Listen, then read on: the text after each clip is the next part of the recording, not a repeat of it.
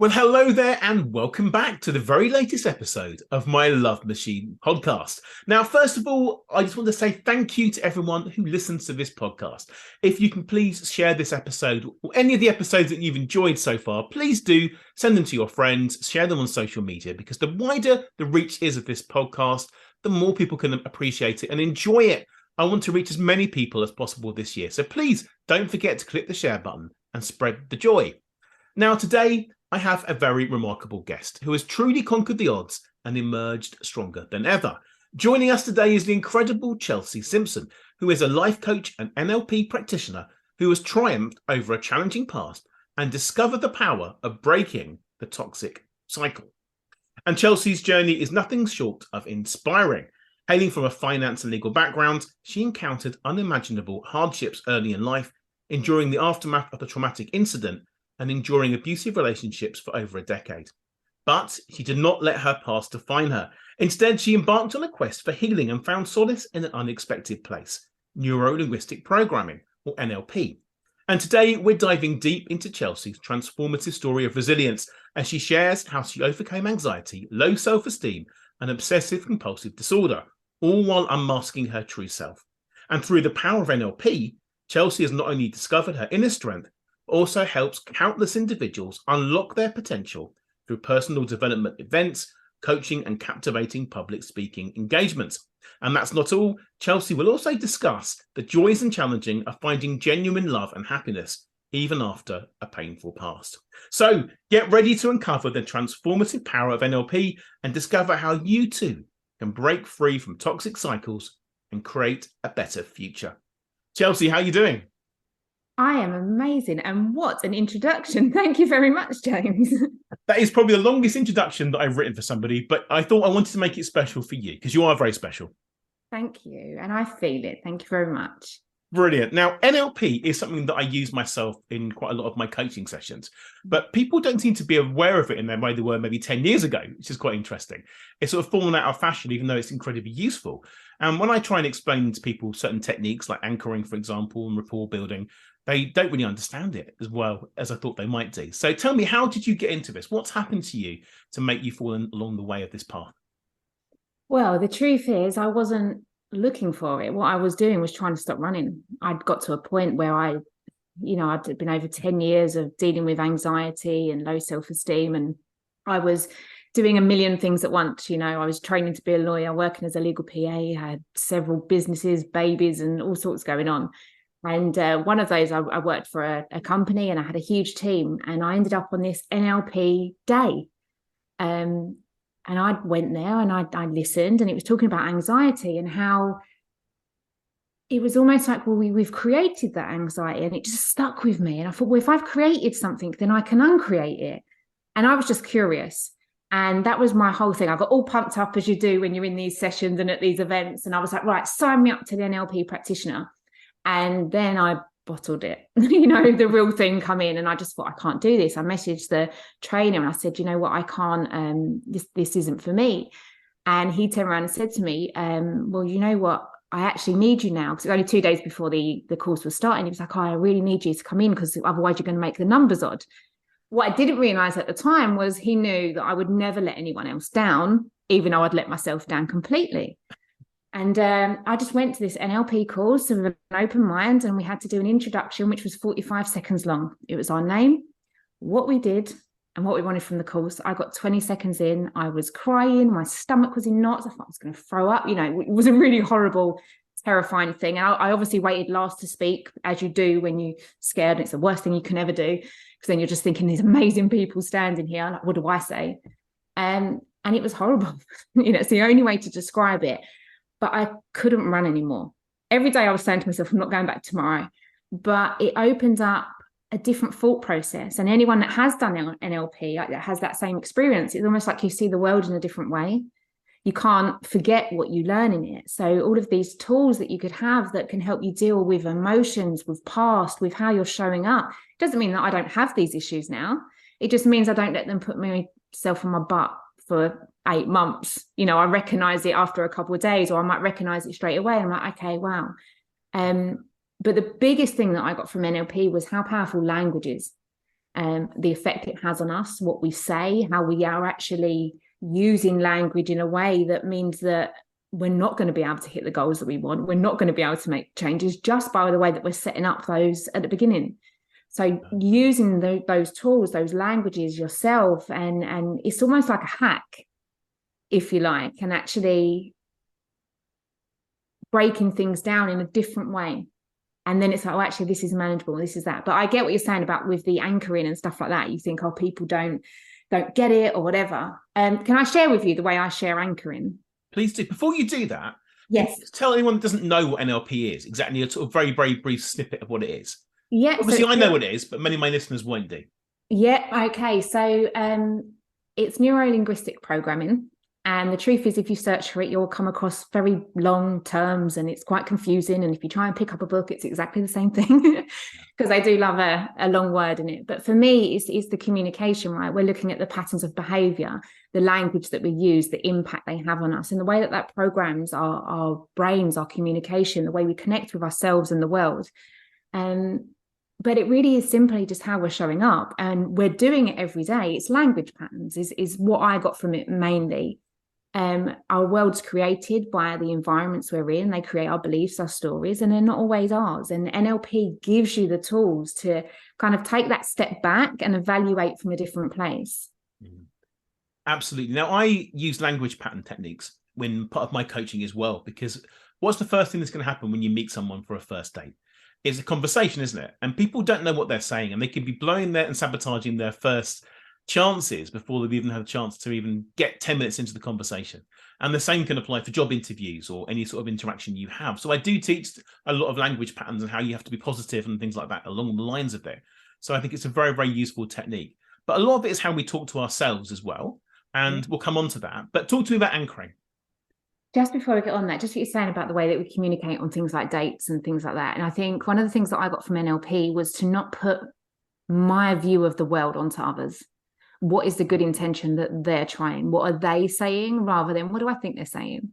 And I think that was a massive thing that came out of NLP for me was what I believe to be true may not be true in the actual environment. You know, there are different views and stuff. Yeah. And people often look for red flags and things all the time. Going on what you're saying now, I try and look for the green flags and things that can go right. But you're right. If you're expecting things to go wrong, they're going to go wrong, aren't they? They are. And I think, you know, social media and red flags, you know, if you listen to the stuff out there, everyone's, you know, abusing everyone. And, you know, this thing about narcissism and all that stuff, which are real things, but it's kind of thrown around as a way that everyone has these traits in them. We've all done stuff we said we would never do. We've all behaved in certain ways. And it's not about excusing those behaviors, but it's maybe there's a bit more than that surface level that we're just dumping on them with this kind of red flag thing. I'm glad you agree, because I'm always saying this to my clients. They said, well, he was a narcissist. He love bombed me. Oh, there's so many red flags. I said, well, there can't be that many narcissists out there that everyone's a narcissist. But you're right. Everyone has elements of this sometimes. We will have good traits. We will have bad dates, depending on the situation. And red flags to one person could be someone else's green flags. And I think they're overused. And you're right. Journalists love to overuse this to sell magazines and write articles about how red flags are everywhere. But really, it's just normal life, normal behavior, and we're just giving it labels, aren't we? It is. And we wonder why everyone's struggling to meet people or to be happy in relationships when everything's telling us, actually, that means that you're not happy, or that means that they don't love you, and this means that. And you think, well, there is an element where you've got to really know yourself, know your boundaries, know what you trust, know what you want and need in your own life. And that's kind of where NLP and coaching comes in, because it's actually, what is your story? What's real to you? Not what are you being told is acceptable, what's not acceptable. Because then that's when it gets really confusing and no one's got a chance. You're right. I think you've got to make your own decisions and do things the way you feel them, and trust your own instincts as you go forward on that. Yes, definitely. Let's talk about anchoring now. Yes. Before we forget and go on by something else, as I always do on my podcast. So anchoring is a really, really powerful tool. And the way that I describe it to my clients is very simply, do you remember that song you might hear that takes you back to a moment and it brings that good memory? Or there's a smell that you smell and it reminds you of your nan's cooking. Like we have these anchors for us all the time, and they're the nice positive ones. But what we don't realize is that we are also being anchored to any negative events in the past. We might be triggered by something that we're not even aware of, something in our subconscious, a noise in the background. All of a sudden we feel tense, we feel, oh, and it's about realizing what those moments are and recognizing that actually, oh, what is that there? What could be going on here? Because again, it might not actually be real in that situation, or for instance, on a date or anything like that. It could be actually the lead up to it that is a trigger or an anchor from something in the past. So we use NLP to break those down, because then we can show up fresh. I say fresh on a date, but in an open mind, where instead of carrying all these anchors, and we don't realize that sometimes that they are there. Those anchors, those negative ones. It's easy to remember the positive ones and they we like, but those negative ones are also being triggered and they might not be real in that moment. Yeah, I think you have to create your own anchors moving forwards. And I teach that in sort of flirting techniques as well, as part of what I do. So you can trigger someone in a good way rather than bringing back a bad memory. You create an instant bit of rapport and you can give them a bit of a connection, make them feel really good about themselves. And then you can bring back that feeling maybe a few minutes later. And they're going to think, great. And it worked wonders, can't it, doing that? Yeah, definitely. And it's all about communication. Again, we're going back to how important language is. And, there's that model that says we communicate and words are only 7%. Then we've got the tone is 38 and the body language is 55. And sometimes we're so focused on what someone's saying that we're missing kind of the connection and love that's behind it, because we're putting emphasis on the words, especially if it's a red flag word, or they shouldn't have used that, or they've love bombed here, when there's actually a full story. And I think especially with NLP, it's those tools to see the picture as a whole and kind of had a bit more of an educated opinion of it, rather than one that's triggering things that are not necessarily need to be triggered.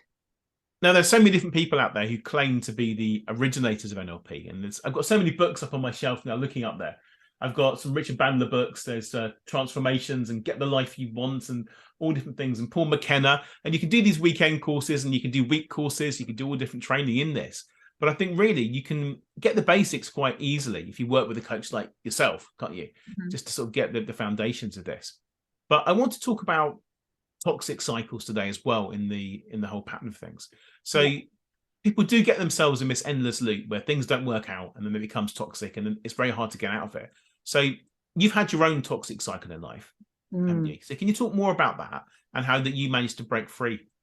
Yeah, of course. So a quick little summary of my story. So unfortunately, I was raped when I was 18 and my life changed overnight at that point.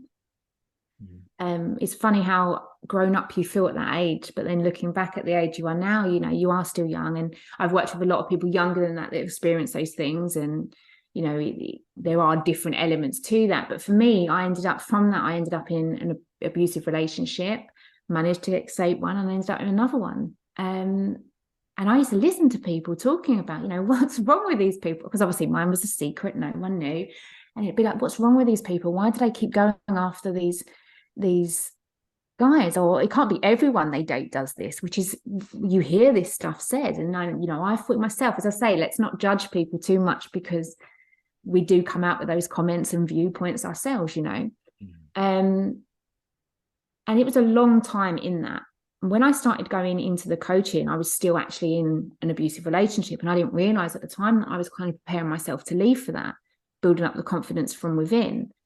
And it wasn't until I was probably about 6 months out of it and I was in coaching and doing stuff for myself, and someone said to me, we was in a session, and I said, I'd never experienced a kind love. I said, I haven't got proof that I'm lovable. I've got 14 years of proof that I'm not lovable. My whole adult life has not been kind. There's been great moments in that, and I've got 2 beautiful children, and I was generally quite happy, an amazing family. I had love in other ways, but in romantic, no. And through coaching, it made me realize that it wasn't that I didn't have anyone come to me that could have offered me a kind love, is that I never accepted it. So I had this deep rooted thing that I was not good enough. And this is a thing for most people, the 2 biggest concerns: I'm not good enough and I'm not lovable, right? And mine were very high up. I had all this proof of that. And when they said that to me, like in my coaching session, and we got kind of deeper into it, I suddenly realized that anyone who had tried to show me a kind love, even on a friendship level, if I had a purpose, if I was a coaching and I could fulfill that role for you, and if I was a friend and you needed something, I would do that. But the moment you wanted to love me for me, wow, that's terrifying. And my guard would go up and I'd be too busy and I'll do these things. And what you don't realize is you're in these cycles. And it does come down to actually, what's that fear in you? Why was I keeping everybody at arm's length, but letting people in that would essentially harm me? Well, I had the belief that that's what I deserved, that I wasn't good enough. And as what we are, the I am statements, and that is stronger than the environments we're in. But we try and change the environments, and it just doesn't stick if we don't do that deeper work. And it's actually really understanding, what is that fear going on? Because all that time you're pushing around, or you're pretending, that I'm blocking that stuff out, that it didn't affect me, or it didn't happen. I'm not healing from it. I'm not letting it go. We're constantly in fight mode, and we're constantly, our guards up. But you can't only block out the bad stuff, you actually block out the good. Well, the good is the ability to trust. The good is the ability to love, to let love in. And you don't do that. So then you end up on this cycle repeated, and whether or not we want to be in it, I knew I didn't want to be in abusive relationships. I knew it wasn't okay. But at the same time, my ego is going, you're not good enough. So there's the proof, which we're constantly looking for. So I didn't want to be treated like that, but there was almost some comfort in being treated like that, which is unless you've been in an abusive relationship, is a really hard concept. Yeah, I can imagine. So how did you break free of all this? I did the work, and I'm still doing the work. I don't ever pretend to think I'm the finished article, but it was really getting into that coaching, and NLP was the massive change in my life there. I had to really go deep onto, what was I afraid of?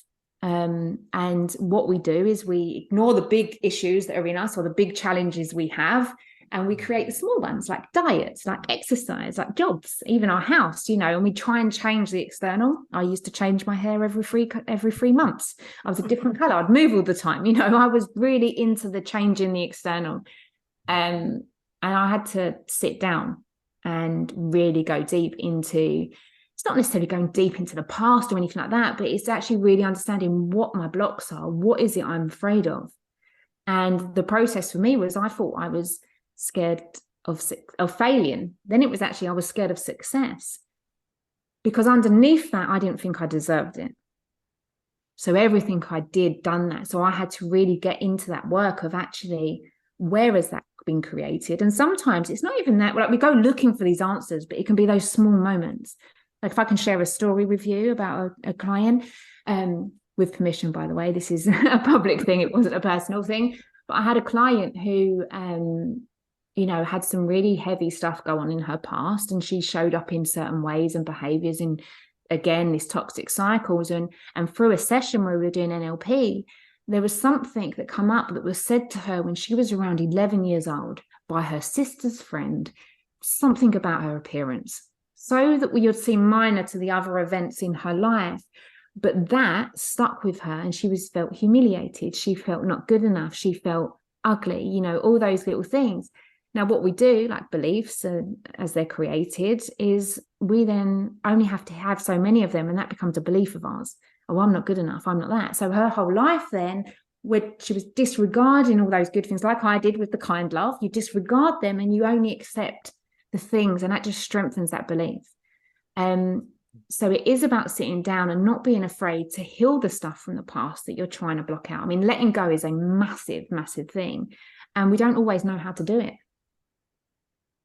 Even as an adult, these things can happen to you. I think a lot of this comments from the past can happen. But I've had it myself as an adult. I've been up and 500 people, someone made a comment, and it still stuck with me several years later. It still haunts me, even though I know it was said as a joke and it was made to make them look good. And it still can traumatize me. So even now, even the most outgoingly confident people can still feel this pain of having someone's making you feel you're not good enough. And I see this a lot with my celebrity clients and people that are very, very successful in life. None of us want to feel that we're not good enough, and none of us want to feel unloved.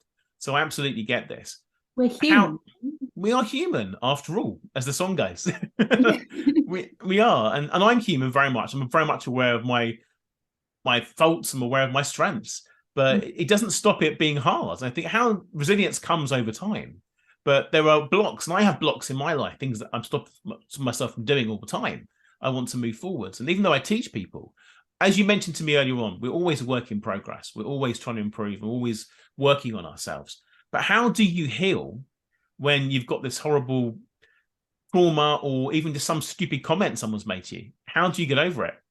Well, I think, I mean, even with the comments, if we're talking about earlier, we was talking about anchoring, right? The chances are that comment's triggered other comments. That feeling, it's just that build up of a feeling, and that sets that off like an anchor. So it could be a silly little comment, but all of a sudden your body is responding in all those times when you felt that. So that fight or flight, I need to protect you now, because that's all our mind's doing. I need to protect you. It doesn't work in our best interest, but there is a good intention behind it, and we have to sometimes figure out what that is.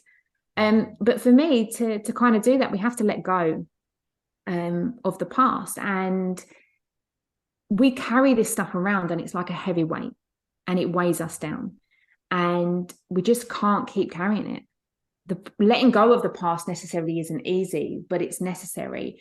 And there's kind of ways in which, if I can share them with you, I kind of have a process of how we do let go of the past, what I work with my clients. Please do. Yeah.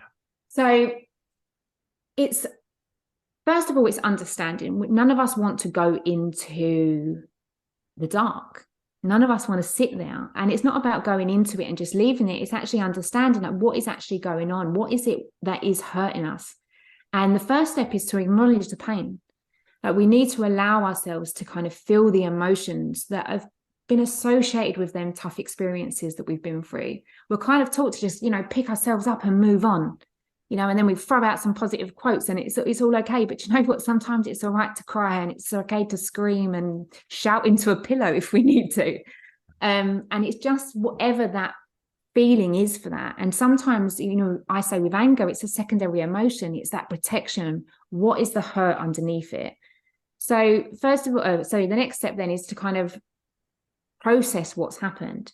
And this can be done through coaching, journaling, or even talking with a friend. Although the friend thing, I kind of say, watch out, friends tell us what we want to hear and not always what we need to hear. Yeah. So we kind of need to understand what happened, what is going on, how it made us feel, how it's affecting us now.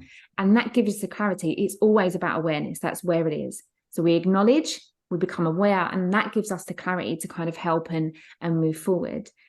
And the next one is that we need to forgive. And this gets thrown around a lot. But the truth is, it is a really, really hard step, but it's the most crucial. Forgiving those that have hurt us. It's not saying that we're forgetting. It's not saying that we're okay with it happening. But if you don't accept what has happened, you're keeping that anger, you're blocking it, you can't let it go. And the other part of forgiveness is forgiving ourselves, how we showed up. It might be those responses may be warranted. We may be angry, might have done things, said things, but are they in line with who we are, who we want to show up, how we want to show up to people, our values? So we have to forgive ourselves as well, our part in whatever that was. And that kind of allows us to release the past and move forward. It doesn't mean forgetting. It just means letting go of the power that past has over us. Yeah. And it is that chance of we can't change what has already happened. It comes down to acceptance. It has happened, and we get stuck in that. We wish, and that's what I got stuck in that toxic cycle was, why me? Why me? Am I really that unlovable? And I was stuck in that really painful place. And then one day, why not me? What am I so special that I don't deserve to go through struggles that everyone goes through? Then we may not have the same struggles, but I hear clients and the pains are very similar, even if the content or why they happened are different. But when I had that why not me, it gave me such back control of myself, because, well, why not me? It happened. I've got to accept it, and then I can take the lessons from it. And it gives you that freedom. It's almost like, breathe. It's so important just to put things down. And that sounds easy. And I'm not suggesting in any way healing the past is easy, but nor is carrying it every single day. And that's what we really have to be aware of. you holding on to that is actually a lot harder than you healing, but healing feels scary. Of course. I think forgiveness is a massive part of this. And you mentioned there about self-forgiveness. I had a conversation with myself the other day thinking, well, there's something that happened to me many, many years ago. It was my own fault. And I've carried this around for so many years because everyone's got some sort of dark secrets in the closet, haven't they? Oh, of course. It's of the book we don't like to share yet. Exactly. It's not, but it's not even that bad. But it's always like been there. And I felt like a failure because of this thing happened to me 30 years ago. And because of that still haunting me, I thought, well, you know what? Let it go. Look how much you've achieved because of that. And that's your path. That's what's happened. Because that happened to you, it's made you become who you are now. And now you've got a great job, great life, great family, all the blessings, things I've got, great house, new car, everything around me is amazing. And you've got to just realize that things happen. I don't want to say for a reason, because trauma, there's no point me saying things happen for a reason, because that doesn't help looking back on it, but it makes us who we are. If we can come through this and we can forgive ourselves, we can grow. I think about growing is so important as we go forward in life.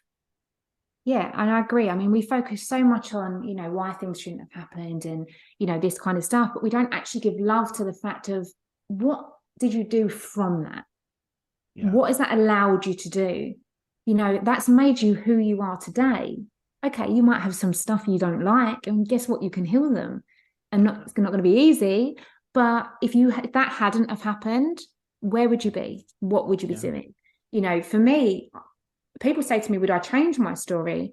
No. I mean, I spent years wishing it wasn't my story, but no, I wouldn't, because I've been able to help thousands of people now, and that is something that I actually treasure. Is something that makes me feel love. We think love is just from a partner or whatever, but no, that's where I really feel that kind of acceptance in my place in the world, is because actually I've been able to help people, just give them hope to make changes, to change their life. And it doesn't have to be anything, it doesn't always have to be so much around trauma.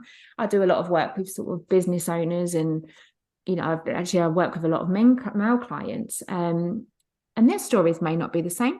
It's not always from that, but they've still got their own pain points. And I just think if I hadn't have gone through that, I wouldn't be doing what I am today, and I wouldn't be giving people a chance to get their life back and create a life that they want, not one they think they should have. That's a very good point as well. I think we try and live the life that our parents want us to have, or someone else wants us to have. Mm-hmm. That's one of the biggest regrets people have when they're dying, actually, that they live the life for someone else rather than for themselves. I think we've got to be true. We've got to be free. We've got one opportunity in life to go through and do what the hell we want to do. And I think we should go and do that and be free and forgive ourselves and then move through that. And I think you can break the cycle when you're ready to do that. And if you don't know how, then I'm sure someone like you, Chelsea, is the perfect place to start. Or, of course, if it's to do with dating and you're making bad choices in men or women, come to me. That's what I do. And promote myself. I always forget to promote myself in these podcasts because I always mention people, but this is your episode. This is about you. Oh, it's about us, James. It's about us, of course it is. I think this is the beginning of what we're going to do together. So we want to do some videos together and moving forwards on this topic as well. Now, I do ask everyone this question towards the end of the podcast, and that is, do you have any sort of daily habits or routines that you go through each day? So have you heard of box breathing? I have, but I've forgotten what it is for this purpose of this. So tell me. I'll explain it anyway, just in case anyone's listening don't know. So box breathing it was created for like Navy SEALs, and they use it. A lot of people use it around depression, anxiety, but for me, it's just around focus, right? And we all feel anxious. For me, sitting there saying I used to suffer with anxiety. I still have moments of suffering with anxiety. It's a human response to something. Yeah. There's nothing wrong with you. You're just human.